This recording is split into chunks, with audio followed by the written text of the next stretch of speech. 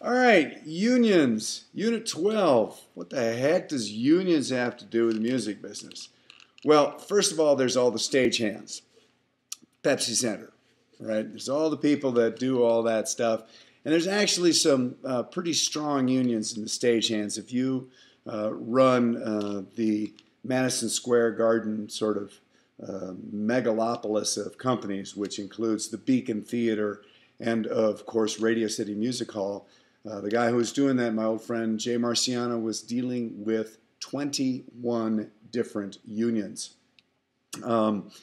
But unions really happen a lot, and especially happen if you're talking about recording. And there's two that we're going to talk about here, the AFM, the American Federation of Musicians.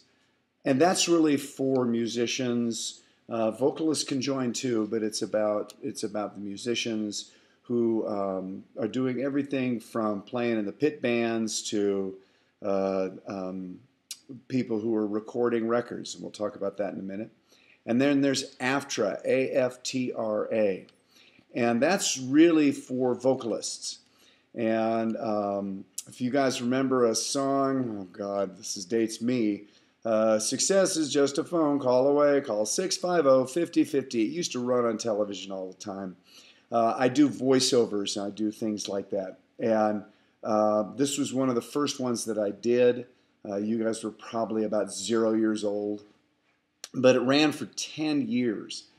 And I think I was paid $125 as a demo fee for that. Okay, think about that. $125 for a commercial that ran on regional television for roughly 10 years.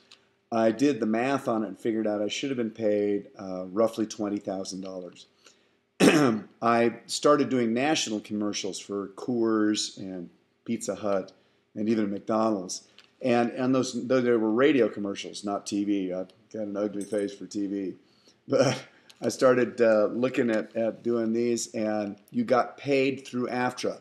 You didn't get paid through the various companies that were doing it. You got paid through AFTRA.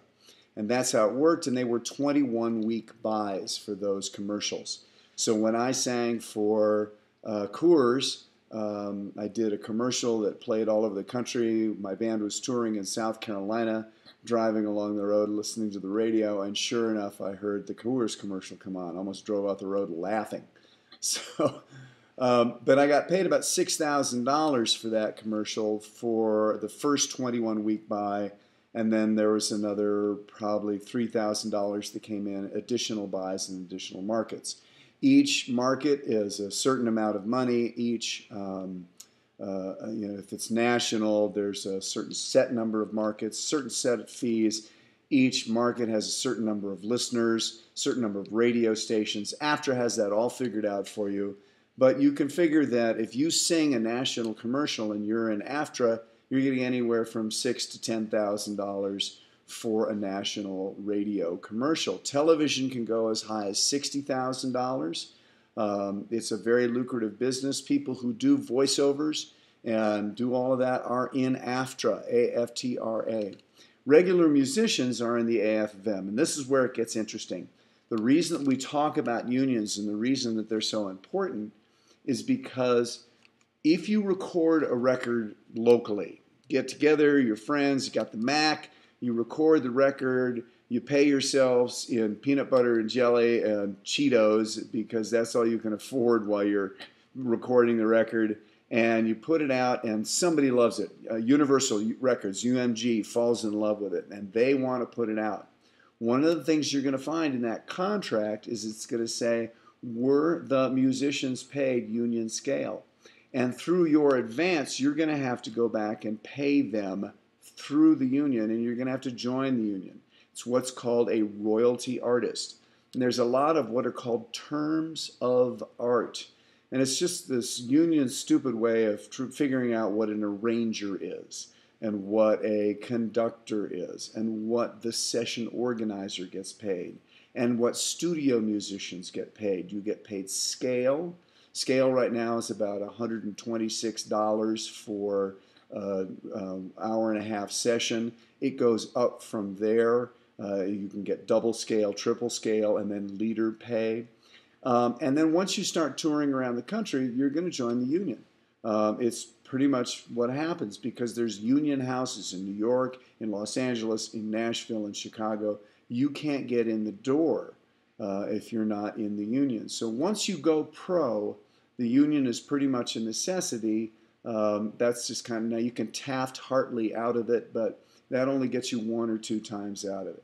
So it's one of the things you want to do. I've been a union member for the AFM and AFTRA now for about 30 years. And it doesn't really do much for me. The one good thing that the AFM has is it has insurance for your instruments. In Colorado, it costs you roughly $120 a year to be in the union, but it's worth doing. So there's nothing in Passman about this. This is really a very simple unit. And I do that because you're getting on paper deadline, and I'm trying to reduce the amount of assignments that you got and the reading that you've got. The next units are pretty simple except for group issues, and that's going to be pretty serious. But, you know, I'm trying to reduce so you can really put some time into that paper. If you've got questions about your paper, get in touch with me. So that's what's going on. We're in the union now. Okay, blow the whistle. Go back to work.